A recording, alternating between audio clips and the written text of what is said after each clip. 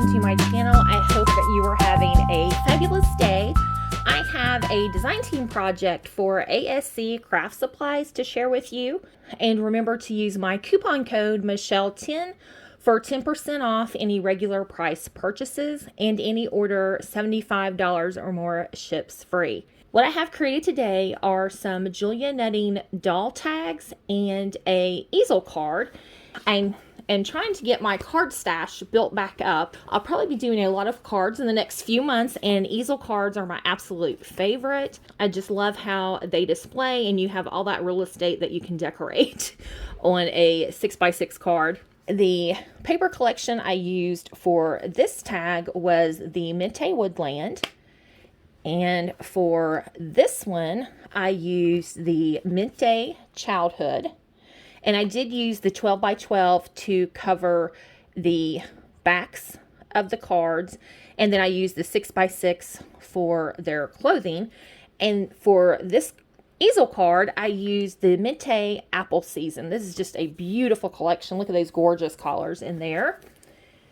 So let's go ahead and look at the easel card, and then I'll change the camera position and we will look at the doll tags. And the Prima doll that I used for the card is Clarissa, and she is an older doll. And I think this was the first time I had used her, and I've been wanting to play around with her. I had saw a tutorial. I do believe it was Julia Netting had a live one time for Facebook, and she was showing how she did the hair in paper. So there are pop dots to create the different layers to give her hair some dimension. And then I chose to color her crown in the red to go along with these red roses, as well as the pops of red in the paper collection. And these were some flowers I've had in my stash for forever. And the flowers here, I can't remember if they're from ASC or not. And the red ones I had in my stash, and they matched perfectly. So I was really happy I had those. And I have used a heartfelt die that I picked up from ASC here in the background. And this lace, I think, is Blue Fern Studio from ASC as well. And then I have some laces in the background that were from my stash. For the sentiment area, I cut that out with my Cricut, and I just mimicked the flowers that I had on the card, as well as the lace here on the side. And I'll turn the card to the side, and you can see how I have lots of pop dots for my layers, as well as in her hair. But I just love that, and I was so glad I got to see the tutorial by Julie. And I did use my Copics to color her skin and, you know, give her that really pretty red lipstick to match the paper, of course. So this is the easel card, and I'm going to change direction with my camera, change the position of my camera so we can take a closer look at the tags. Now we can take a closer look at the doll tags, and I have the doll so I can tell you which ones they are. I forgot to get those earlier. So for this one here, it is Mindy.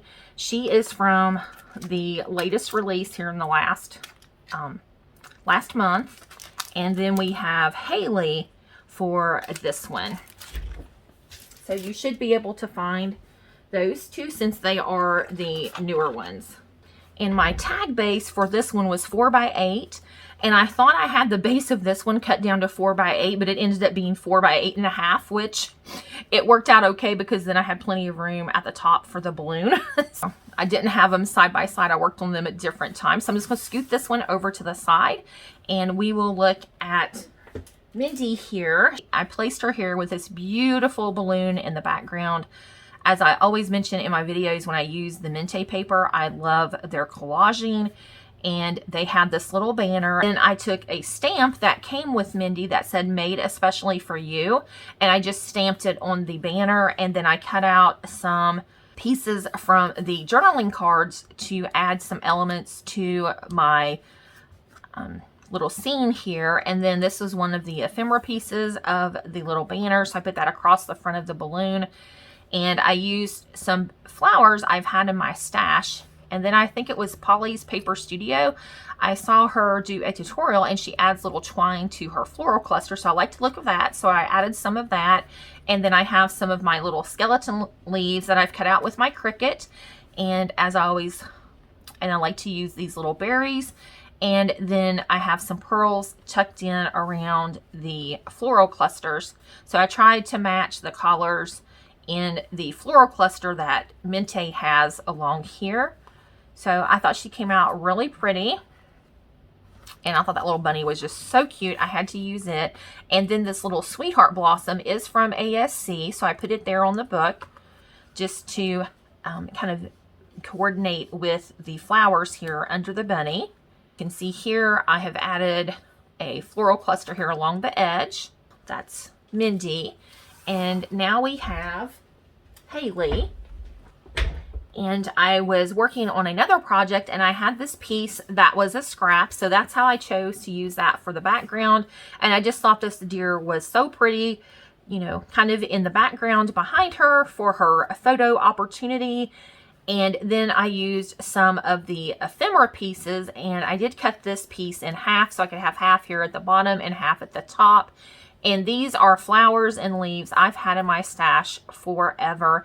And I thought they coordinated with this paper collection really well. And once again, I've tucked in the pearls throughout the floral spray. And you can see one there with my little berries. And these little berries, they come from Michael's. And it's like this long spray. And what I do is I just cut little tiny pieces off, but that is where I get those, but I've seen them at similar to the ones at Michael's at Dollar Tree and Hobby Lobby. This was another ephemera piece, Back to Nature, and I just used some of the champagne glitter paper that I do get from Hobby Lobby.